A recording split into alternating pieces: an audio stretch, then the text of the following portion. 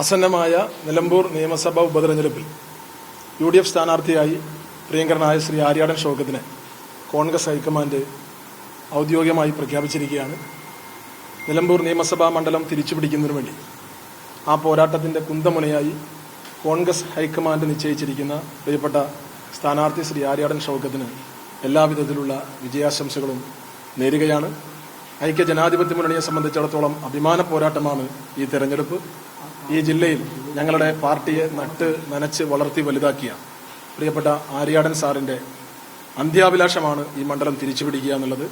അതിനുവേണ്ടി അദ്ദേഹത്തിന്റെ പ്രിയപ്പെട്ട പുത്രൻ ശ്രീ ആര്യാടൻ ഷൗക്കത്തിനെ തന്നെ പാർട്ടി ഈ ഘട്ടത്തിൽ നിയോഗിച്ചിരിക്കുന്നു എന്നത് ഏറെ സന്തോഷകരമായൊരു കാര്യമാണ്.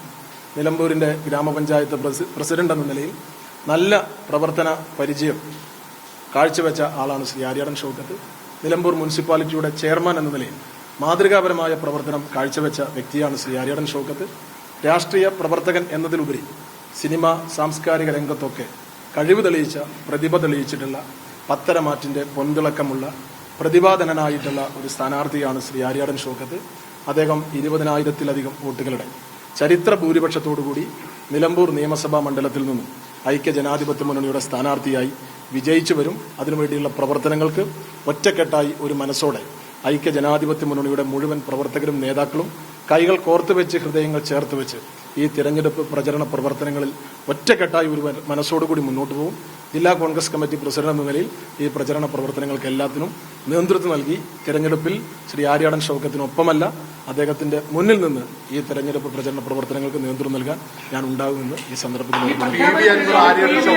വലിയ വെല്ലുവിളിയായി എതിർപ്പ് പ്രകടിപ്പിക്കുകയാണ്. ആര്യാടൻ ഷൗക്കത്തിന്റെ സ്ഥാനാർത്ഥിയാക്കിയതിന് എതിർപ്പ് മത്സരിക്കുമെന്നൊക്കെയാണ് PV അൻവർ പറയുന്നത്. അതൊക്കെ ചെറിയ ചെറിയ അഭിപ്രായ വ്യത്യാസങ്ങൾ മാത്രമാണ്. UDFന്റെ സംസ്ഥാന നേതൃത്വം ഇടപെട്ട് ആ വിഷയങ്ങളൊക്കെ പരിഹരിച്ച് ഇതൊരു ചരിത്ര പോരാട്ടമാണ്. പിണറായി സത്തെ തകർക്കുന്നതിന് വേണ്ടിയുള്ള ഒരു ചരിത്ര പോരാട്ടമാണ്. ഈ യുദ്ധത്തിൽ എല്ലാവരും എല്ലാം മറന്ന് ഒറ്റക്കെട്ടായി ഒരു മനസ്സോടുകൂടി അണിനിരക്കുമെന്നാണ് നമ്മൾ പ്രതീക്ഷിക്കുന്നത്. ആ പ്രശ്നങ്ങളൊക്കെ ഐക്യ ജനാധിപത്യ മുന്നണിയുടെ നേതാക്കന്മാർ ഒരു മേശയ്ക്ക് ചുറ്റും ഇരുന്ന് സംസാരിച്ച് ആ പ്രശ്നങ്ങളൊക്കെ പരിഹരിച്ച് നിങ്ങൾ പ്രതീക്ഷിച്ചതുപോലെ ഒരു പൊട്ടിത്തെറിയൊന്നും ഉണ്ടായിട്ടില്ല.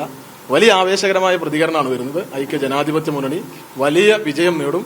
എല്ലാ പ്രതിബന്ധങ്ങളെയും പ്രയാസങ്ങളെയും, അതൊക്കെ ചെറിയ ചെറിയ വിഷയങ്ങൾ മാത്രമാണ്, അതൊക്കെ പറഞ്ഞ് പരിഹരിച്ച് ഒറ്റക്കെട്ടായി ഒരു മനസ്സോടുകൂടി ഐക്യ ജനാധിപത്യ മുന്നണിയുടെ തെരഞ്ഞെടുപ്പ് കൺവെൻഷൻ ആരംഭിക്കുന്നതോടുകൂടി അപ്പോൾ തന്നെ UDFന്റെ വിജയം ഉറപ്പിക്കും. അതിന് ജൂൺ 23 വരെ കാത്തിരിക്കേണ്ടതില്ല.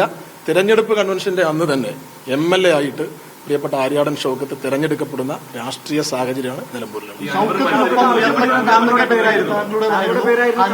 താങ്കൾക്കൊപ്പം അവസാനം വരെ കൂടെ നിന്ന് വിശ്വസിക്കുന്നുണ്ടോ? അൻവറാണ് താങ്കളുടെ പേര് ഏറ്റവും കൂടുതൽ പറഞ്ഞത്. അല്ല, ഇതൊക്കെ സാങ്കല്പികമായി നിങ്ങൾ ഓരോ ദിവസം കൊടുത്തിട്ടുള്ള വാർത്തയാണ്. ഷൗക്കത്തിനൊപ്പം എന്റെ പേര് പാർട്ടി പരിഗണിച്ചു എന്ന് നിങ്ങൾ പറയുന്നു. അത് തന്നെ വലിയ അംഗീകാരമാണ്. എന്നെ പോലെ ഒരു സാധാരണ പ്രവർത്തകന് ലഭിക്കാവുന്ന ഏറ്റവും വലിയൊരു അംഗീകാരമാണ്.